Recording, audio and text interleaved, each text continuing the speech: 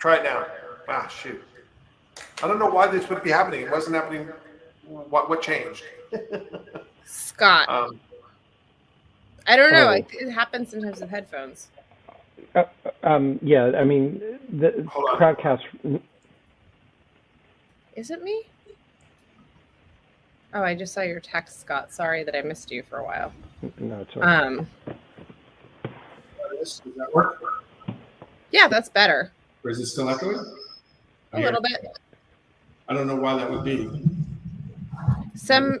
It's really weird. You might have two windows open, Nate. Do you have two Crowdcast windows open? Maybe. Let's see. I'm going to turn everything else off. Ah, yes. That's the problem. That was the problem. We're getting so much better. It's only taken us 568 episodes, and we're live. No, we are going to be up when Omicron really crashes. Yeah, it'll be like the second pandemic will be like our gold or like our sweet spot. The conversation on that show is for shit, but they got their tech down. Yeah, exactly. Yeah. It is Thursday, December 16th, 5:05 p.m. I had a late intro because we had a little bit of tech glitches, and I wanted to get us started on time in Ben's absence because we know that I'm not great at that. But we're not allowed to have fun anymore. We're really not allowed to have fun because I know 10 people in New York City that have tested positive today, including, I think I texted you, Scott. I don't know if I told Nate this, but I had like a fellow law professor, that friend who's been on the show, that like invited us, John and I, over to his house for dinner, and we were going to go over on Monday night. And he was like, oh, like I went to a thing on Saturday and this person tested positive. And so, but I tested negative, like just a couple of hours ago. So I tested negative and I think I'm fine. But out of an abundance of caution, maybe you guys don't want to come over. And I was like, nah, like we'll just reschedule. And then he called me yesterday and was like, oh, I am really sick. And he had tested positive, and everyone at the party had tested positive. Like everyone, like it was a super spread, and they were all boosted. Really? And he said the person who was boosted said he was really sick too? Well, he like said it was like a flu the first day and then a bad cold. Oh, but he was like sick. Like, I mean, like not like go to the hospital sick. I should be very clear, right? There's but anyways, we're not allowed to have fun anymore. Really increasingly looks like we're not allowed to have Christmas anymore. I mean, like if the last 2 years is any indication, glad we got in Hanukkah early. Snuck it in under the lunar wire. This is the way conspiracy theories start, you know. So oh God. Don't say that, Nate. I'm just learning all about the crazy conspiracy theory. Like Ben is teaching me about what is it? The capitalist globalists or cosmopolitan globalists? Sure. I didn't know that theory. Yeah. Do you want to see my business card that has that on it? That's my. Does it really? That's amazing. We had a woman on the show on Friday that was like has a newsletter called the Cosmopolitan Globalist, and I was like, oh, that's an interesting like newsletter. And like Ben is like, she might as well say Jewy McJew, and I was like, what? And I'd literally never heard this before. So this is like episode 15 of Ben teaches Kate like what it means to be Jewish in the world. I know.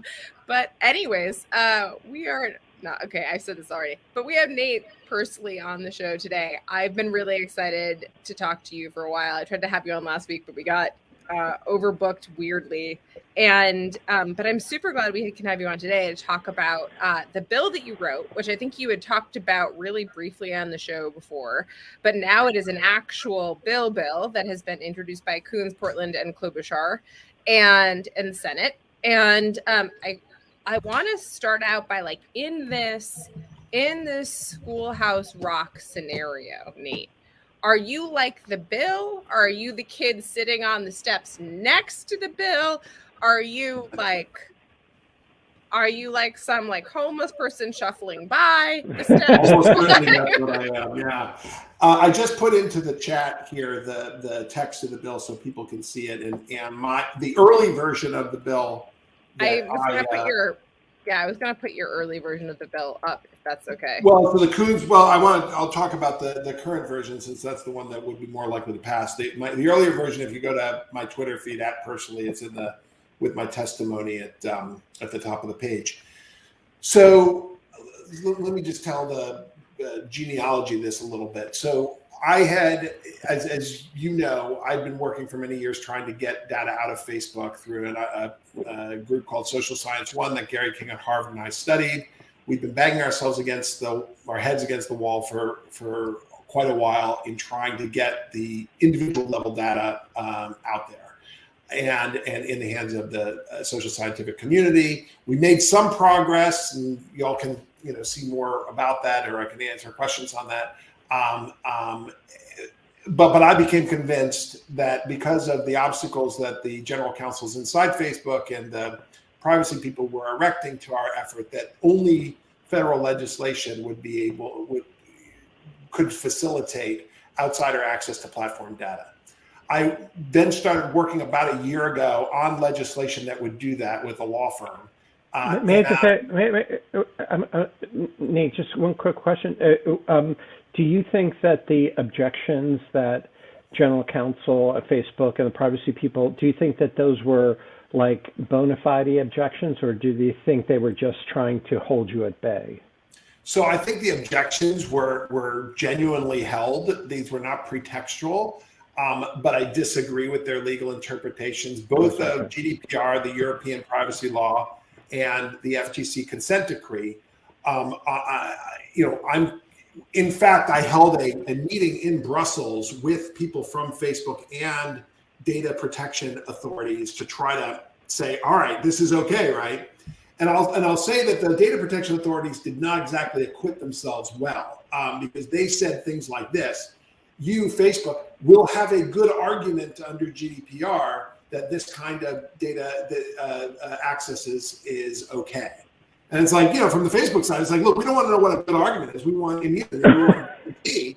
And remember, this is just in the wake of them paying a $5 billion fine to the FTC in the wake of the Cambridge Analytica scandal. So it's all well and good for me to say, look, these lawyers are being too lawyerly, but I'm not the one who had to pay a $5 billion fine. So as anyone who's dealt with Facebook knows, it is a they, not an it, right? So there are teams that are 100%, behind us on the data access side who themselves are academic. And then there are people whose jobs are to protect the company from liability. And so when they hear academics getting access to data, they think Cambridge Analytica. And so they were very restrictive. And so the problem is when it comes to data access and transparency in general, you have the privacy folks on the one side who are saying, no, no, no. And they're pointing both to the history of Cambridge Analytica, the FTC fines, but then also people saying, look, what do we get out of this? All the academics are going to do is trash us anyway. So, it's a net negative. And then on the other side is me saying, well, it's in the public interest, we need to understand these problems. And then I also say to them, look, the truth can't possibly be as bad as what everybody thinks about you, right? I mean, this is the pitch that I've made to all the Silicon Valley companies, which is that, if you have academic access, we'll be able to tell a complicated story, unlike the one that is sort of reflexively appearing in print. And so then that led me to try to work on a legislative solution here. And I was, kicking it back and forth, sending it to a lot of different people to get comments. Then when Frances Haugen was called to testify in the Senate, I figured, all right, now's the time to release this. I mean, because I could have gone back and forth for another 100 drafts. But the day that she testified, I then said, look, if Congress is serious about doing something here, here's something that they could do.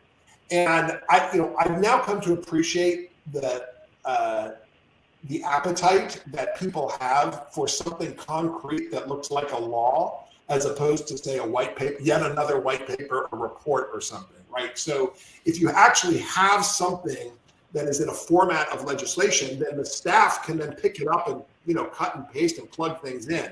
Can we actually talk about that for a sec? Well, you finish what you're going to say, but I really want to dig into that because I'm really curious. Let's dig into that now. I mean, that I think is that turned out. I mean, and this is, I think, a lesson for tech regulator types in general. You know, people who want to propose something. It's all well. I mean, the line that I've used. It's not only that the details matter. The details are the only thing that matters, right? It's all well and good to talk about, you know, CDA 230 should be repealed or this and that, or how we're going to protect children on Instagram. It's like, sit down and try to deal with the trade-offs. And so for me, the biggest trade-off to deal with were the privacy considerations, right? How do you create a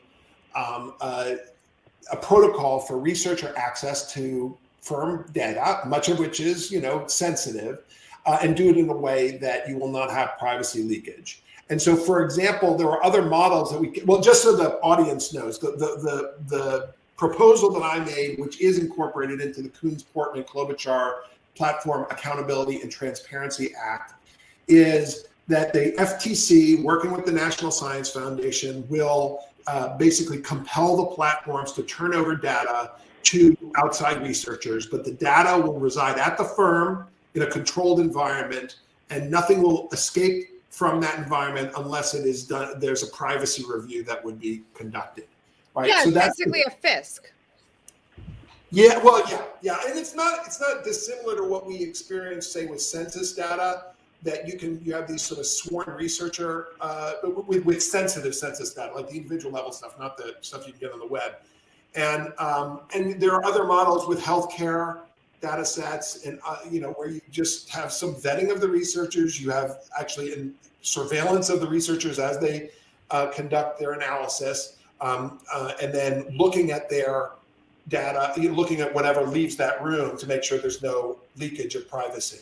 And so, but if they abide by that system, then they will be completely immune from any suits related to violations of privacy as a result, right? That's the idea behind, you know, granting this particular procedure. And so there are three portions to the Coons Portman Klobuchar bill.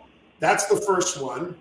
The second, which is something I also was pushing, is immunity for researchers who engage in scraping of publicly available data. So you've had Laura Adelson, I think, on your show before, didn't you? Right. So the audience might be familiar with what happened with NYU, where there was a group of researchers who were kicked off of Facebook because they had propagated a plugin to kind of, to scrape people's experiences on Facebook that would then reveal something about ads. And so this would immunize folks like that from criminal prosecution under the the Computer Fraud and Abuse Act, as well as civil claims, so they won't be bankrupted.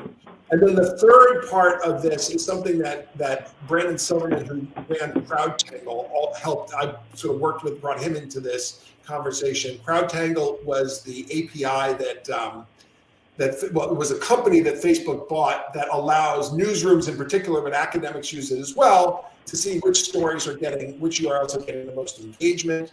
And so there's a series of provisions in this bill that would require public disclosure of non-private data, right? So that Google and Facebook, when it comes to content moderation, when it comes to algorithms and advertising, this bill also requires them not only to provide the kind of clean room access, but to scrub the data so to make it available publicly.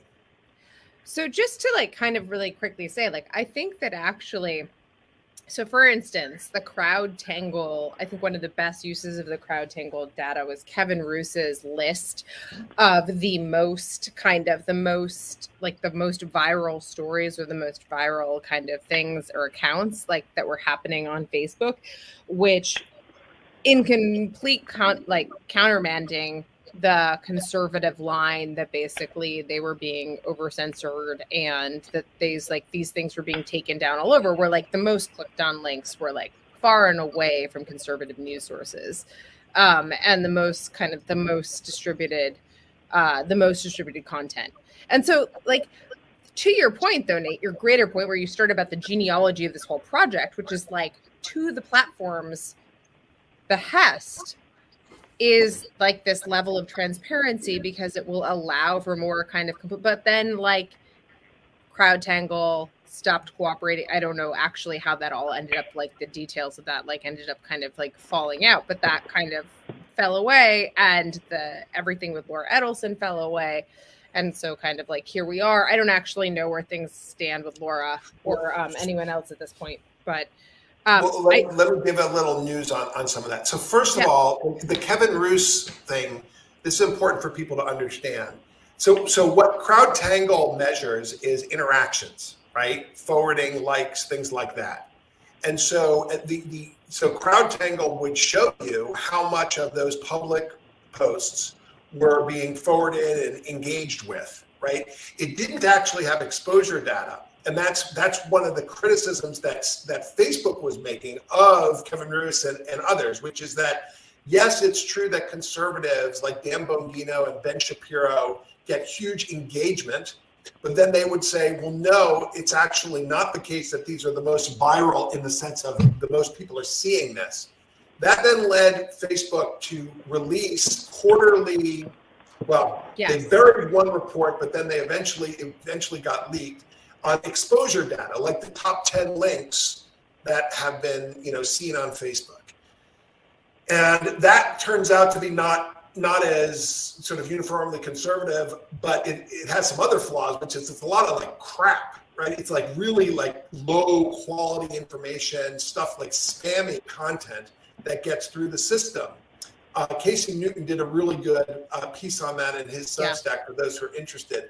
And but it didn't suggest that the platform was being manipulated by conservative speakers or anything. But the point was that Facebook was criticizing its own product, saying CrowdTangle misrepresents what's happening on Facebook. And here we, Facebook, are going to show you like the top 10 or 20 curated links that we've seen. But outside researchers don't have access to that. And that is kind of the motherlode question, right? So when people ask me, well, what data do you really need from the firms that you don't have on the outside? And the answer is who saw what, when, and why, right? What types of people saw or engaged with what kinds of content? When did that happen? And why did they engage with it, meaning or see it, was it a result of the algorithm? Was it a result of searches that they did and the like? That level of granularity, to answer those questions, you can only do it by having access to the firm data, right? You can't really do this from the outside. You can't do it with surveys, and you need large samples because whatever problem we think we attribute to platforms or the internet, whether it's hate speech or disinformation or incitement and the like, for the most part, what we as on the outside have sort of surmised is that this is a big problem for a small number of people, right? So that the average user does not have an experience on Facebook where it's filled with disinformation and hate speech. But there are a significant minority who do. A lot of this is because they opt into those communities, and so people go into QAnon discussion groups and that kind of thing. But really figuring out why it is that certain types of links are more popular than others is a really critical question. If you're now going to design interventions, whether in the U.S. or elsewhere, to get at the problem, whatever that problem is. Are there other industries that have federal requirements to divulge information to help security to help researchers? Not really, and it's interesting that you asked that. I just submitted, and I can actually give to the group here, but I just turned in my supplemental Senate testimony on precisely that question, and did a hearing this morning for the National Academy of Sciences where they have a panel just on that. And so I'll when I have a moment, I'll put the links into the chat. But there's no federal.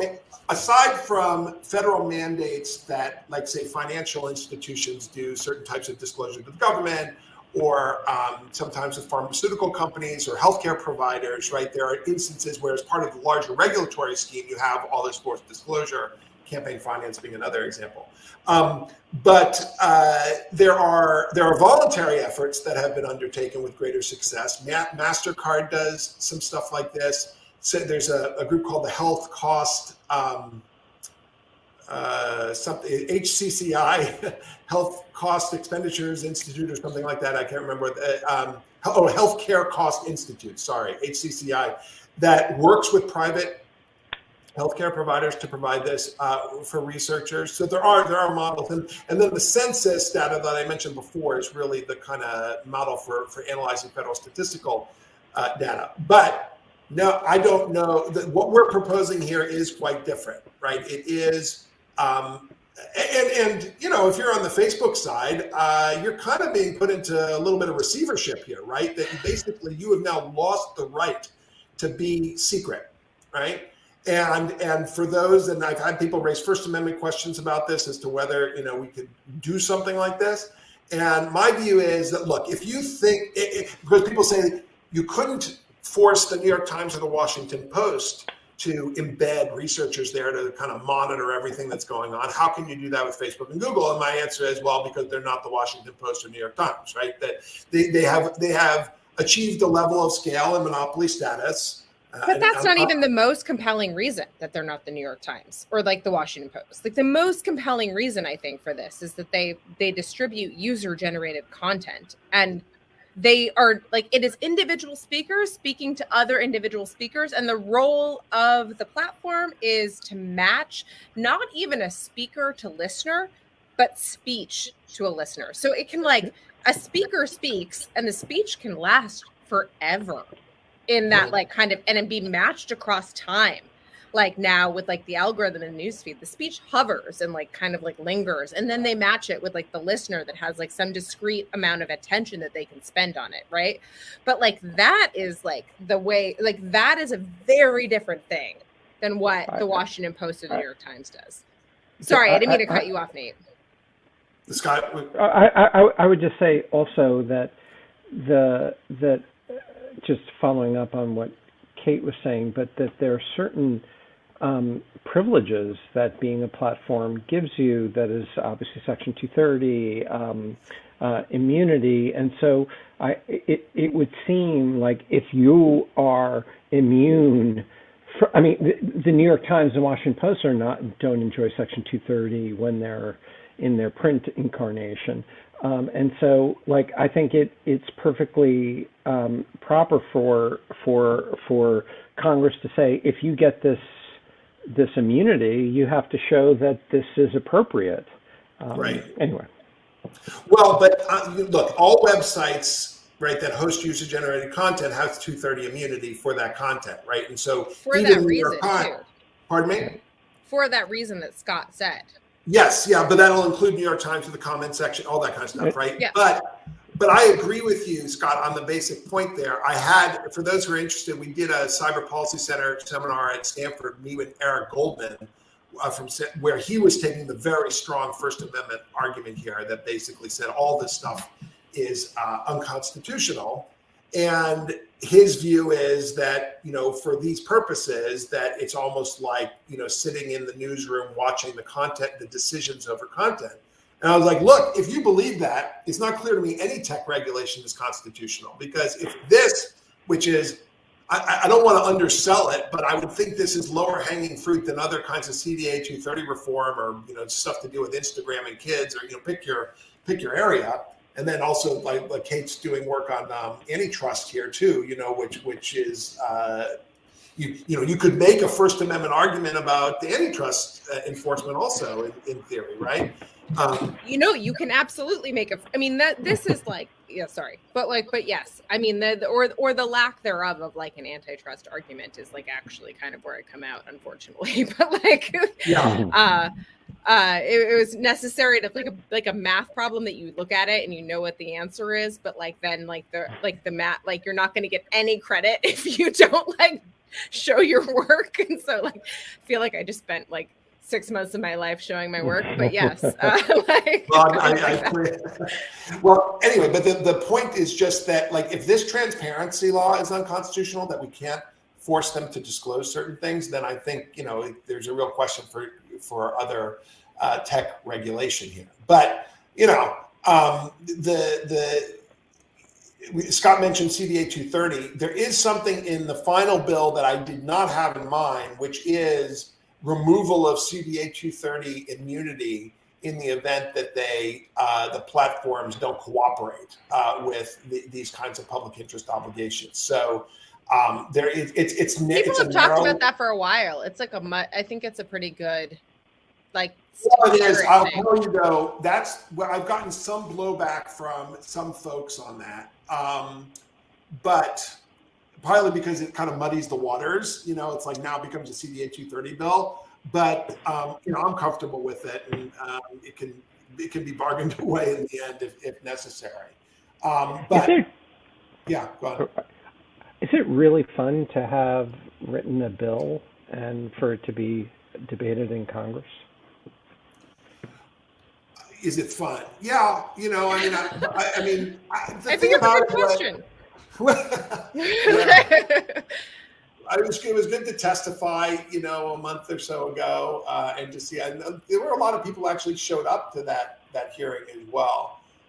It's nerve-wracking though, because I expected when I released this that I would get savaged by the privacy folks in particular.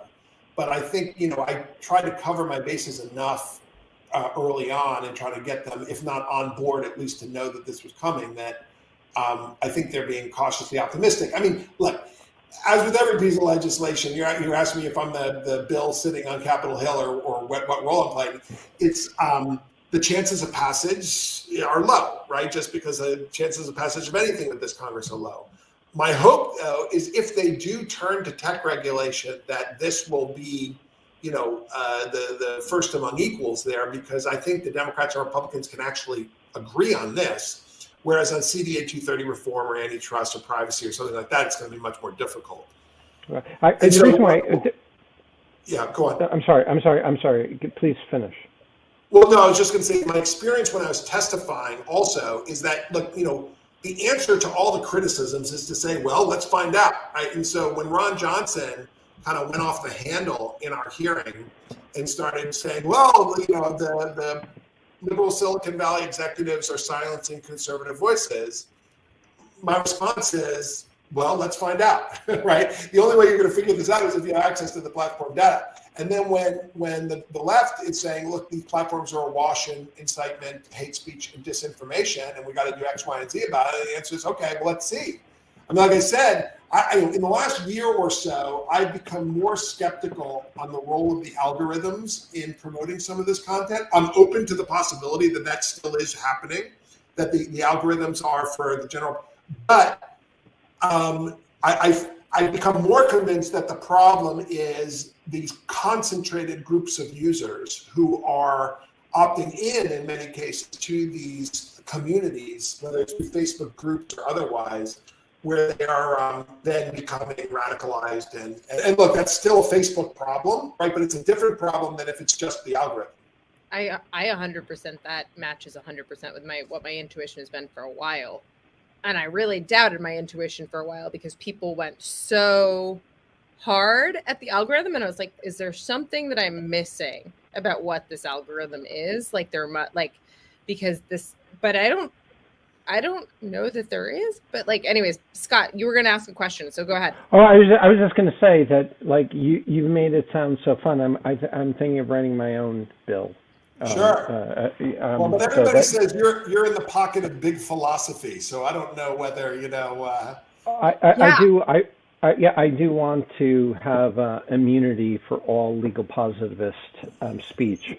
I heard Weber is really in the money. Yeah, well, please, you write your own bill, Kate. Do we think this has a chance of passing? What do the handicappers say? So where conversations are this week is trying to think what the vehicle will be for this bill, right? So would it be by itself, or would it be attached to some other tech bill, some other budget bill, or the like? And I think it really depends. I think things are going to shake out as to whether they're going to move on privacy, which I think is probably unlikely because that's a hornet's nest, and whether they're going to move on the stuff with Instagram and kids, right? So that's another area where you get the bipartisan cooperation. And so could this be thrown in with that? Now, the problem with, dealing with the kid problem online is that it's hard to do that without kind of collateral consequences on anonymity generally online, because if you introduce a kind of age verification system to the internet, right, that is a pretty big deal. And so not that you even could. What'd you say? Not that you even could. Right. Well, you could figure out ways, but they're either not going to be effective or they're going to be draconian. And so once they have to deal with those problems, we'll see, how things shake out. But that's what I've heard, right? Is that it's like we got to figure out some other way to put this. And part of my job right now, and for that matter, all of us who care about this, is to try to make the case that transparency is actually a big deal. That it's not. I did a webinar with Zephyr Teach Out that Frances Haugen was on and some others. Wait, that was mine. A different one? The one that the one you did for Harvard, right? Yeah. Or Yale? Yeah. Or Yale, yeah. And so I did this thing that we organized. Basically, you have to understand all of my professional achievements these days are due to Kay Klonick, and so we should just I'm here only because of Kay Klonick. I mean, yeah, right. It's more like the opposite for both of you. But no. Bengali behind the scenes on all this. But I did think that like this. Are you going to bring up the fact that like the? Oh, sorry. Go ahead. What were you going to say about the Zephyr thing? Zephyr Teach Out went after me saying, "Look, we've got to be bold." I'm like, "Sure, let's be bold. Show me your bill." It's like, but this is the area that I know about, and so wanted to move. But the point is, this is a big deal if it actually got enacted, because if Facebook and Google know that they are being watched, right? Know that outsiders are going to have access to their data, that will change their behavior, right? There are implications to that, and I think that. We need to think about it that way, that it's not just about providing kind of luxury good to academics. It's about putting, kind of treating these companies as qualitatively different than other companies, and that the potential dangers that they're wreaking on democracy just lead us to say that they're going to have to, lose their right to secrecy. So I really I think that this is exactly right, and that transparency has that role. And I also think that one of the things that I think that like kind of I can't remember. I actually can't remember. I was with Laura Edelson recently, and I basically said that you have to have this type of data that Facebook makes available to researchers, like with Social Science One had done. And you have to have kind of the backstop of someone scraping and being allowed to scrape, because that is actually the part about like, you can't just have Facebook giving data to researchers and that being the only thing. There has to be like a double check. Like that is why the mismatch is where the transparency turns into accountability. And that's like, I think kind of something that people don't talk about as much, because they're just always like, but that's one of the beautiful things about this bill, Nate, and I think is awesome. I wanted to quickly, there's a ton of questions, but I wanted to quickly mention, I was talking to Renee DeResta recently, and we were kind of like chatting because Renee and I had known each other before either of us were involved in this space at all, like way before, through like mutual friends and like the just New York world. And we were kind of chatting about how we have been reluctant to have normative conclusions on stuff for the last 5 to 6 years, and this how much the space has grown in just 6 years. And you were kind of saying this, Nate, and I was thinking about how you were kind of talking through the crowd tangle problem of how information moves. And I could feel myself even like, I have heard this before, but there is a part of my brain in which there is like, it is still new information, and I'm still trying to fully like hold it all in my head against all of the possible meanings and the ramifications of what that will mean, aside like all of the other and like, what do you think are like the chances that the reason people aren't writing good bills, or bills that will pass, or bills that aren't super politicized, is really because people just genuinely have to go through a process when this type of new technology presents itself, in which they understand it? And they have to kind of like figure out, like, have a norm setting. I've said this for a while. We say norms all the time on the show, and everyone should drink. But there generally is like actually like all, yeah. Your club soda. But like genuinely, I mean, I think we're finally getting there. So I think that, look, we are now farther, and Cecilia Kang had a piece in the New York Times a few days ago about, you know, how Congress is complaining a lot but not passing anything. But she notes, I think correctly, that we have come a long way from the day when Orrin Hatch asked Mark Zuckerberg, how do you make money, basically? And he says, Senator, we sell ads, right? It was 3 years ago. It was April of 2018. Yeah. It was April of 2018. I was on the job market. That my Harvard Law Review article came out the same day that Mark Zuckerberg got asked about his, like, how do we make ads in Congress? Like, it was the same day. That is how far we've come in 3 years. It's like insane. Well, I think that, and you know, a lot of it is that the staffers have now learned a lot, and you know, and then there's been a lot of soul searching over that time about what the problem is. But we haven't passed anything, right? And it's not clear that we will. And so then why can't we? And so there's two sort of levels to answer that question. The first is it's the same reason we can't pass anything, right? There's just such division and paralysis in Washington that there's just a very high bar to jump over if you want to regulate, you know, industry in general, maybe Silicon Valley in particular.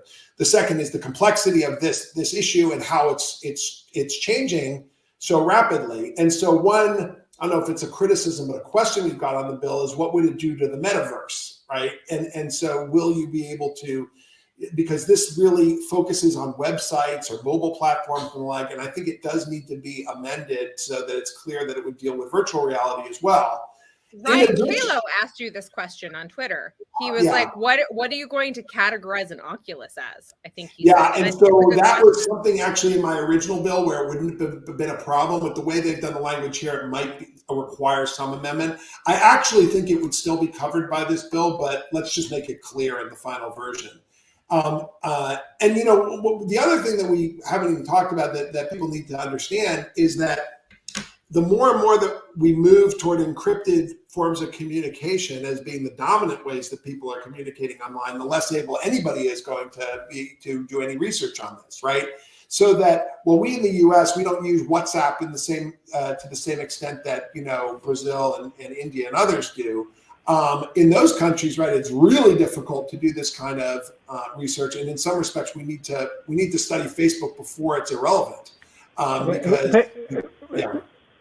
May I say something? I'm wondering if that really is a problem, because the insofar as researchers want access to the data, because they want access to the data because companies are making money off of this. They're using the data. They're engaging in moderation of the data, of the content. But these are not the kinds. This is not the kind of data that would get encrypted. That is, the encrypted are the kind of direct communication. But the going dark thing seems less of a concern when the companies themselves need to use the data and therefore need it to be unencrypted. So I'm wondering whether the encryptions are really a problem here. Well, but if you want to understand the disinformation problem, whether with respect to elections or say COVID in Brazil right now, if you can't study what's happening on WhatsApp, you're going to get an incomplete picture, right? Because that is much more. And so I get that for WhatsApp, which are not the same kind of platform that something like Facebook is. But Facebook itself, or Twitter, or any of those types of companies, they're going to have their content unencrypted, or else they won't be able to use it to sell. Yes, that's true. But part of the question is how relevant will those? I mean, what is the audience share for encrypted platforms on the one hand versus unencrypted ones? And I can tell you, go outside the U.S. and if you look at the amount of time that people are spending on WhatsApp as compared to Facebook or Instagram, it's considerable.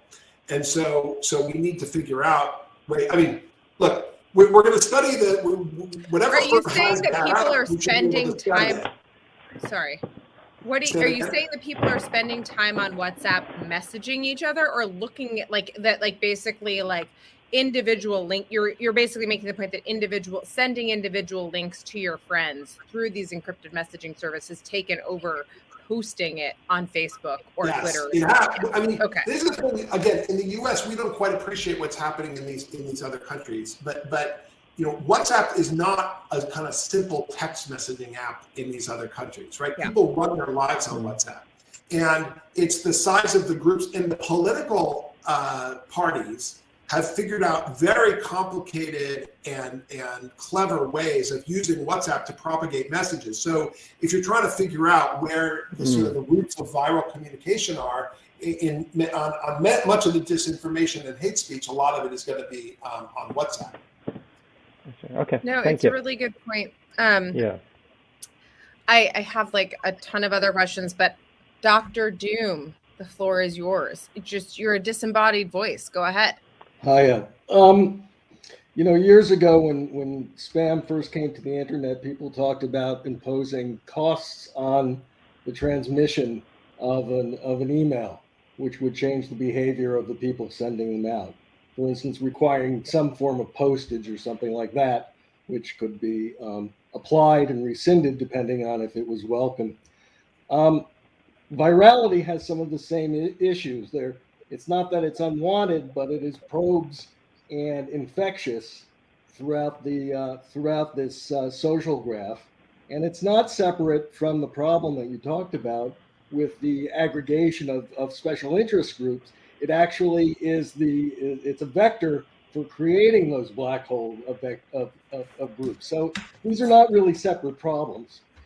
So one of the issues is that there's this notion of free speech, but it doesn't mean that there's necessarily a free pass for virality.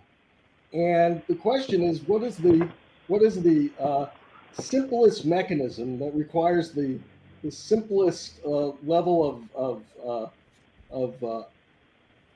monitoring, and that it is and depends on the behavior of people, the behavioral economics of people. If I have a cost, if I know that my message is going to propagate beyond a certain level and I'm going to be charged for it, I'm going to think pretty carefully about sending something out into this viral mess. I could, for instance, say, look, I'm going to send this out and it'll go two levels beyond me and I don't get charged, or I have a budget of a number of propagations, and after that I get charged.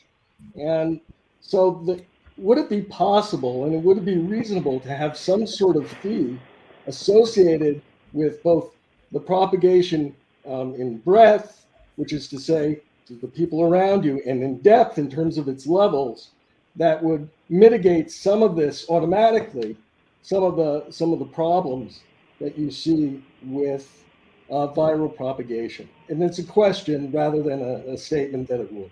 Yeah. So first, let me agree with you on your first point, which is that, yes, there is a marriage of algorithms with self-selection, so that, for example, Facebook's recommendations of groups are a way that the algorithm then leads you to these self-reinforcing communities.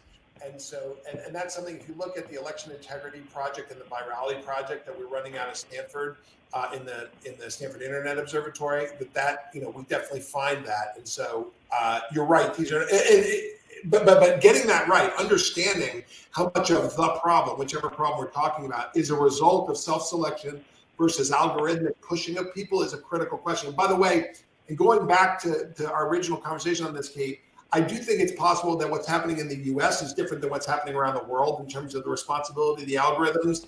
I can talk about why I think that's the case, but a lot of it has to do with the fact that the algorithms do more work in a lot of places where they don't have more human monitoring around the world.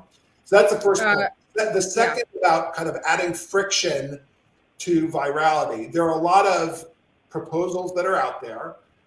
In fact, Senator Bennett's staff just sent me something about like limiting the ability to retweet more than once or something like this.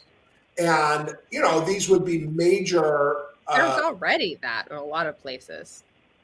What is that? That you can't retweet more than once. Well, like on one Twitter? Yeah. What do you mean you can't retweet more than? I mean, you can. Like you can't, like I can't like retweet like a Scott tweet. If like something like I like, it's like I'm.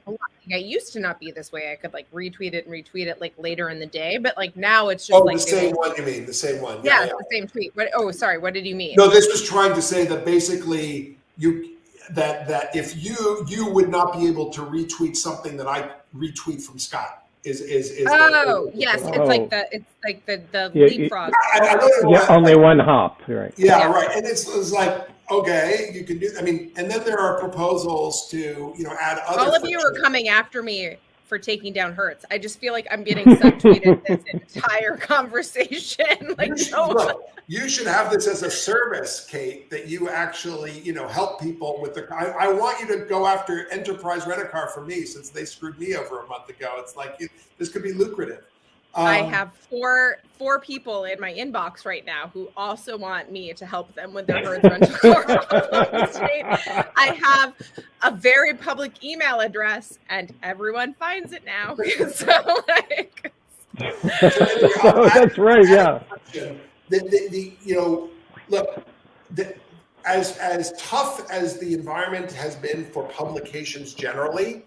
If you now basically said to the New York Times and every other publication that now you have to pay money for, to get audience, right? It would be catastrophic for them. And you really do need, when you think about these things about like slowing down the internet or kind of generic time, place, and manner rules that you would apply to the platforms and content, think about how it would affect the media first, right? Not because they're the most important folks, but when that would have huge implications for their ability to actually work through the platform. Because one thing I understand is that the entire media ecosystem has adapted to the platform environment.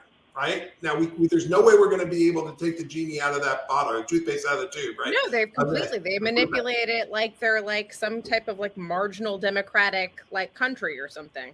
Like, it's just they've adapted, for better or worse. They've got to get the eyeballs, and they're going to get the eyeballs on Facebook and Twitter and elsewhere, and that's just the way it is. And so now, if you say, "Well, no, we're going to make it more difficult for your stories to go viral," then we have a problem. And then, of course, then the issue is, well, can you distinguish between the New York Times and Breitbart? Can you distinguish between certain types of speakers? But then we're back to the content moderation problem in writ large. The last thing I'll say on this is that advertising is an area where I could see some of this friction being employed, so that requiring human moderation of advertising, having kind of cooling off periods to make sure you can't, like particularly political ads, like do something immediately. So that's something where I think you could have greater federal regulation on this. But I think just like slowing down the internet to deal with the virality problem, it's going to be a very difficult thing to do. Yeah, I think that's like the other thing that I was going to say is that we were talking about social graphs. Oh, I like your T-shirt, MF. That there was a coincidence. Yeah. Just a coincidence. He's wearing an In Lieu of Fun shirt. It really was. I just grabbed it. It was the next one. I have a system. Here's you have 10 of them. But I was going to say 3 rows. And you have to take the first one from one of the 3. I want one of those shirts. All right. We'll send you one. We can send you one, yeah, for sure. I was just going to say really quickly, you have mentioned this a few times about the social graph. And I think that actually what you see is the social graph either through WhatsApp becoming independently reinstated through individuals like sending things out versus relying on the algorithm to populate it for them. And then, like, as you said, in like kind of the WhatsApp model. But the other way that the social graph is becoming irrelevant is through things like TikTok, in which it turns out that people really don't give a shit if it's people like are entertaining them from like, from their exact like circumstances or like anything or anyone they know. They want to be able to send that stuff to their friends if they are a creator and like start there.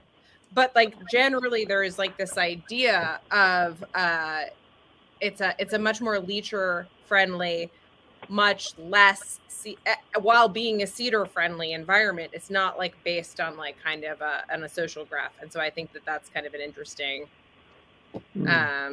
caveat. MF, go ahead. So I know this is sort of an obvious question, and you did touch on it a little bit. But my question is basically that, like, given our current political climate, how likely do you think that this bill could pass? And I know the answer is to some extent not at all, because of course nothing can pass. But this is interesting because this is a topic that I think both sides of our sort of weird dystopian bicameral kind of political system kind of agree on to some extent for different reasons. And I guess the follow-up to that is sort of at the same time is, if it doesn't pass, which I guess we probably would agree is likely, what do you see as kind of a best alternative to this? Like, what should we try to be doing next to kind of further this agenda? Or is there something we can do, right, like to kind of push this forward? And I ask this because I know that, it's easy to say our Congress won't do anything, because anything on which there's disagreement, they'll get mired in kind of, re-election concerns. But this one is interesting in that regard because it isn't quite so obvious. And so I wanted to kind of get your take on those things. Well, my view is that if there's going to be tech regulation, that this is the kind of bill that is most likely to get passed, right? And so I think it has the highest chance of passage of anything like this. And so I want to be optimistic, and there was a reason why I think Portman and Coons are a good combination, right? That there's a centrism to that, and let alone bipartisanship. And like I said, when I testified, whether it was Mitt Romney or Ron Johnson or folks on the right, they're in favor of it. The other thing I'll say is that one of the reasons I'm optimistic that over the medium term we will get a solution here is that if we don't do it, the Europeans will. So Rebecca Tromble at GW has been leading a working group in Europe on data access, and I think that the Europeans have this at the top of the agenda. And so in the implementation of the Digital Services Act, we should expect to see some work on compulsory data sharing, and that should come out in around June. And so the question is it going to follow a format like the one that we put out there, or will it be something like what the Europeans are putting out there? And I think that, as with GDPR, if Europe is the tail that wags the American dog here, that's fine with me, as long as we get some good research out of it. Yeah. Joel, it looks like you're making us pork chops for dinner. So what we have tiny steaks, and then I've got some onions and broccoli and peas, and they're going to go in some curry and some coconut milk. Oh my God! It'll be done wandered into Joel's live stream cooking show. Impressive. Yeah. So I thank you so much for coming to hang out with us today. It's super interesting. It's a delight to have you here. My question is, I am Joel Q. Public, right? I am not a lawyer, and da-da-da-da-da-da. So if your bill works out, what does that mean for us, right? And if it doesn't work out, well, then what happens then? Just in kind of regular folks kind of terms. So my view on the role that data access and transparency in general will play is sort of at different levels. The first is that, and this is where it will affect you. With luck, what it will do is educate policymakers so that they can develop better policy when they're trying to do internet regulation generally, right? So there's a lot of folk wisdom out there which is wrong that I think will be counteracted once we get good information out of the platforms. And so just in terms of tech regulation. The second is I think it will affect the behavior, as I said before, of the platforms themselves. So if you're a Facebook user, or a Twitter user, or whatever, then I think that with this research will come additional interventions by the platforms to deal with things like disinformation and hate speech. And so we'll have a better idea of what works. Third is, the information and the studies that would be conducted because of this law will give us a sort of window on the world, right? Because, since most of human experience is now taking place on the internet, right? And most of the data relevant to that experience is locked up in these private companies. If we want to understand almost anything, for example, like what are the best ways to try to get at COVID, not just the misinformation surrounding COVID, but COVID, where you can try to match up the data about what people are talking about on Facebook with what's happening in particular areas, right? Or if you want to understand about rising extremist groups or vote suppression, right? What works to encourage voter turnout? All of these questions, right, which are not about the platforms themselves necessarily, but about, social science, society, health, personal well-being even, right? All of those questions, you can get partial answers from them if you have access to the internet-related data. Yeah, I think that one of the things that drives me the most crazy about this area to study is like how, as I've said before, how goldfish brain it is, like how we like have a 30-second memory, a 3-second memory for everything. And then we're like right back in the same place. We're like, wait, like they're giving special treatment to the Prime Minister of Norway? Like, it's just like, holy shit, like, come on, like, let's just be, but like, I mean, really, like it does feel, I mean, that's like the thing that over time has been like kind of mind bending, and like, I wouldn't get through it without people like you, Nate, and like all of the work that you support through the cyber policy, like center, like, I mean, honestly, like Daphne Keller is like my I don't know, what is a stone that you touch to get power? Is there like something like that? Like that's Daphne for me. I was just like, I feel like anytime I'm with her, like I just like get smarter and like have more interesting conversations. She is the North Star for many of us. So, yeah, I mean, so it's great. One of the things that seems so interesting about the bill is that if it passes, or to make the argument for its passage, each side gets to say that they own the other side, right? So like the conservatives say, we own the libs because now we're going to see how big tech is. I mean, it's a point you made at the beginning. And then the liberals will say, now we're going to see the ways in which disinformation is circulating. It reminds me a lot of like sentencing guidelines in the 1980s were that was enacted because conservatives said, we'll see that the liberal judges are too lenient, and the liberals are saying we'll see that the judges are too racially discriminatory. And so if each side can say they own the other side, then that's democracy.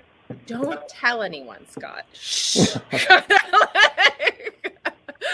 That's our secret. I really hope they don't pass your bill, Nate, because we'll all be owned. Yeah. No, but seriously, Nate, I think that this is, as you said, it is the hardest to put details onto this.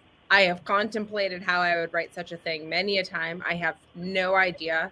I actually learned a ton reading the draft that you had before it got kind of all manhandled by the staff members that are probably like, okay, let's give them some credit, but also I didn't elect you staff members, so like whatever.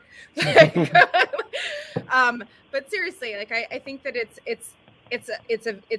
a thankless job, and I know you've worked really, really hard at it, and you did it while redistricting an entire state, couple of states, yeah.